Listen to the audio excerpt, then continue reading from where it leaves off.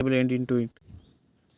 Reinstall the both 10 mm nuts back and tight the air filter. Before installing the switch, connect the throttle cable into the slot. Now install the new switch into its slot right over here. Install the throttle and it grip into its slot.